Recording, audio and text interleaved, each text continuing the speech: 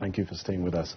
We continue here. President Cyril Ramaphosa says the cannabis and hemp sector is one of the top industries the country could like to use to lure investment as well as create jobs.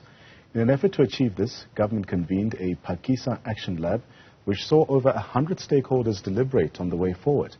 For more on this story, I'm joined by Garth Strachan, who is the industry specialist to the Project Management Office in the Presidency.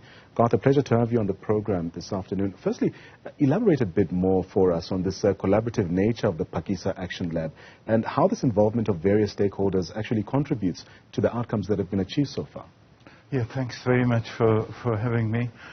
We brought together 100 scientists, indigenous knowledge experts and practitioners, representatives of business, labor, communities, the Rastafarian community were there, legal experts, and so on and so forth. As you know, in 2019, the cannabis and hemp sector was declared one of 14 priority sectors. Progress has been suboptimal. There's a complex interlocking set of legislation, the Drugs, Medicines, Plant Improvement Act, and the Cannabis for Private Purposes Bill is in its final stages in Parliament. So there's a complex regulatory environment for good reasons.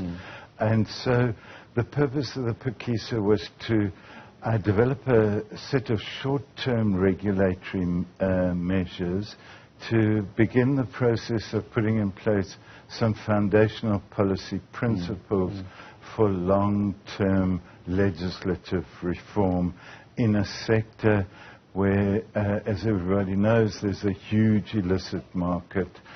There are harms to society. We have to regulate this market to open commercial opportunities, to include black rural farmers, indigenous knowledge communities in all the demand pathways from adult use through to correctly, highly regulated medical pathways to products which can be eaten through to many industrial applications, including in relation to carbon mitigation, mine rehabilitation, and so on and so forth. So it was about an effort to secure policy coherence and program alignment. And just looking at some of the aims of this project, the Phakisa Action Lab really aimed to secure policy coherence and agreement on this program of activities as well. Could you provide some examples of the specific activities or measures that were agreed upon here? Okay, so hopefully, and there's a process to be followed, we will amend the schedules of the Medicines Act and remove reference to cannabis in the Drugs Act. This would enable the demand pathways in industrial uses to be cleared. We must remember that although private use is allowed by virtue of a constitutional court judgment, there are regulatory barriers in the other demand pathways.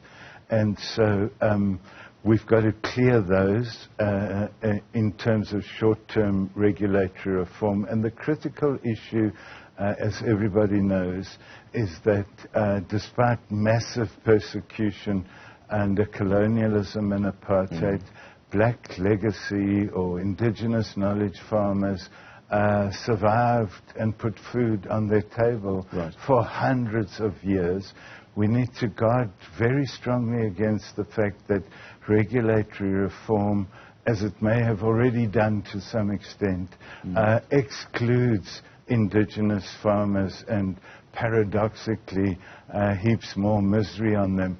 So it's about how to include indigenous communities in demand aggregation into the demand pathways, especially the non-medical demand pathways, the industrial uses. sunrise sector development is difficult to achieve, so we don't want to send a message that, this is a walk in the park. It's not. It requires complex regulatory reform, complex economic, industrial policy planning. The Department of Science and Innovation already has some very interesting catalytic projects in place. It's about how to develop the market downstream of primary production in agriculture.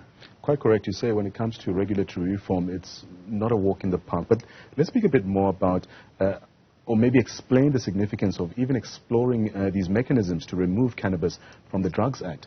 And how can this achievement, or how will this achievement contribute to this cultivation of non-medicinal cannabis? So that's a very complex discussion, and I don't want to preempt what Parliament has to do, but I would say this. Actually, the cannabis and the hemp plant is the same plant. It just has different chemical and physical characteristics. The one, hemp, has a huge long stalk, and it's used for multiple uses. The other, cannabis, is a short plant with very high levels of a chemical called THC, which gets the high.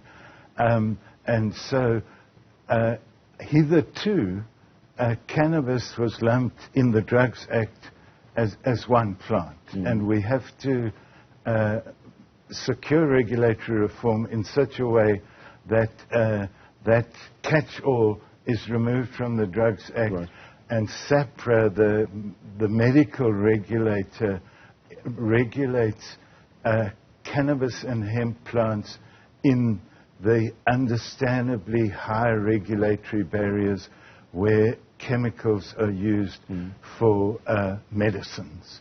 But the industrial pathways have to be opened up by removing the term cannabis from the Drugs Act and amending the schedules in the Medicines Act.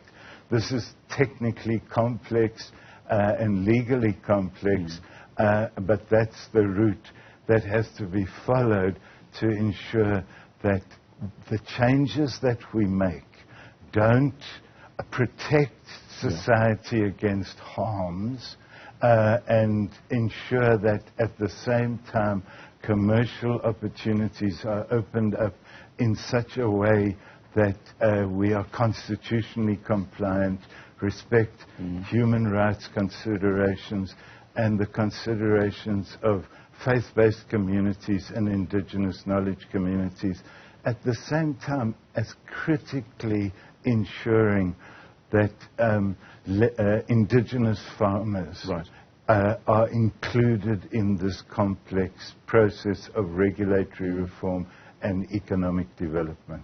As we wrap up our conversation and going back to the Phakisa Action Lab, how do the outcomes of the Phakisa even address the concerns as well as the challenges which are indeed associated with this existing illicit cannabis market, both in terms of societal and industry harms as well? Sure. So one of the things, we have to be science-based. And so, we can't just open up a market. There is, as we know, this already existing huge illicit market. So ultimately, an optimal solution would be a regulated market, as is the case in the alcohol market, which carries harms to society but is regulated. One of the things we'd like to do, to give you an example, is to create a framework which is being used in other countries, which is referred to loosely as regulatory sandboxes, where in a particular physical geographic location we can apply a set of regulatory reforms and learn by doing in that particular locality, so that the evidence for the commercial opportunities, minimizing the harms to society, having inclusive growth, the evidence gathered in a regulatory sandbox is then used to inform the evidence-based national legislation that would be required. And just quickly, out of interest, is there any reason why it's indeed termed an action lab? And what is an action lab? Yeah? This methodology, government has used it before. Right. It actually has its genesis in a methodology which was pioneered in Malaysia, and it's essentially to bring business, labor, community and governments together to forge a set of actions to secure optimal, agreed upon, fast-track actions to achieve something.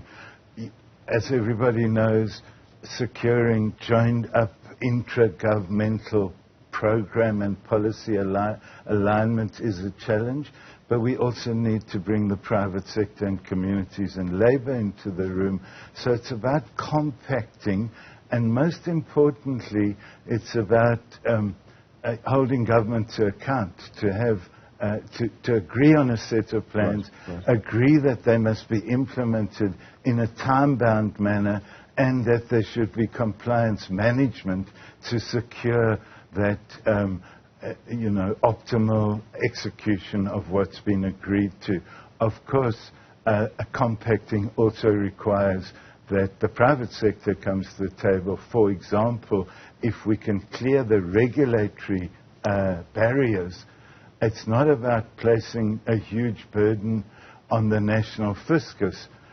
We would like to see private sector investment, which is enabled by an investment-friendly regulatory environment. And so it's about compacting where there is conditional reciprocity between government, the private sector, labor and communities. Garth, thank you very much for your time. That's Garth Strachan. He's an industry specialist to the Project Management Office in the Office of the Presidency.